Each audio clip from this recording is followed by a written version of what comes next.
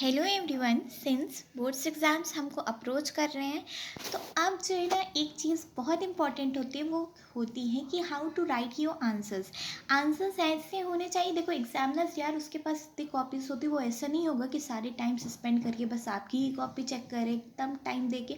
उसको भी copies check करनी होती है और हर कॉपी पे पैसे भी होते हैं, मतलब चेक करने में पैसे मिलते हैं ऑफकोर्स। तो फिर इतना नहीं कि आप एक एक कॉपी को वो एक एक घंटा देगा, हाँ देते होंगे कुछ अच्छे से टाइम, बट इतना भी टाइम तो नहीं देगा।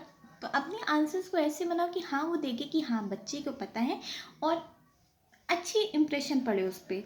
ऐसा नहीं लिखना कि उसको तो समझ ही नहीं आए, कि वो कहेगा अरे मेरा पास का चश्मा तो हम लाना ही भूल गए, हमको तो दिख नहीं रहा है क्या लिखा है क्या नहीं, कुछ समझ में नहीं।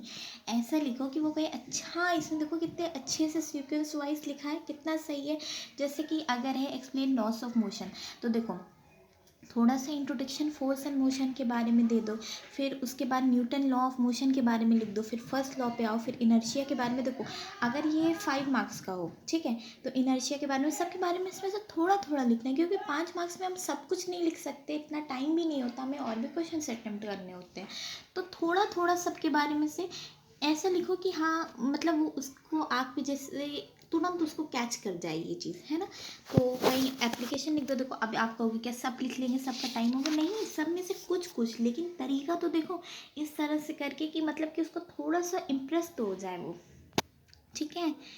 तो इसी तरह देखो concept of mass and weight पे अगर कोई क्वेश्चन आएगा कि मास और वेट के बीच का डिफरेंस क्या है, क्योंकि ये आता ही है मास और वेट के बीच का डिफरेंस, तो ऐसे पहले उसके बारे में लिख लो थोड़ा सा, है ना। फिर उसके बाद देखो डायग्रामेट किसी चीज़ को डायग्राम के हिसाब से दिखाओगे ना तो बड़ा अच्छा प्रभाव पड़ता है।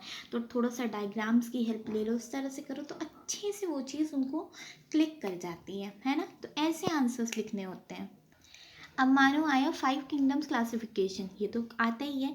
तो ये क्लास 9 का है वैसे टॉपिक्स, बट आंसर राइटिंग सीखना है हमको, है ना, कि किस तरह से लिखा जाता है। अगर क्लास 9 के स्टूडेंट्स देख रहे हैं तो उनके लिए भी अच्छा है कि उनको समझ में तो आए कि देखो यार लिखना किस तरह से, क्योंकि अगले साल आपको भी ये जंग लड़नी है। अब देखो कुछ कहते बोर्ड्स कैंसिल हो जाएगा, नहीं होगा, अरे वो तो हमेशा से होता आ रहा है, लेकिन कुछ भी अच्छे से लिखना तो हमको आना चाहिए ना। स्कूल के एग्ज़ाम्स में भी लिखने पे मार्क्स तो मिलता ही है। तो देखो अब टाइम नहीं है, कम से कम ये टेबल तो हम बना ही सकते हैं, है ना, इतना इतना पोर्शन तो हम बना सकते हैं। फिर आगे देखो इस तरह से टैबुलर फॉर्म में सब लिख सकते हैं, एक एडवांटेज एक डिसएडवांटेज, ख़त्म बस, ठीक है। 5 मार्क्स के लिए अब इसमें कहाँ से वो काटेगा, 5 में से 5 ही मिलना है आपको। तो अब वही आप इसको ऐसे पैराग्राफ पैराग्राफ पैराग्राफ लिखते हैं तो टीचर खुद बोर हो जाता है।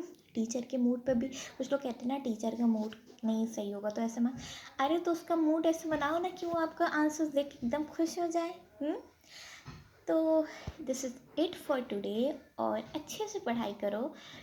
सिंस आप में से कईयों का 21 को पेपर होगा हिंदी का, सो ऑल द बेस्ट। कुछ लोगों का तो 12th वालों का तो और पहले होगा मे बी।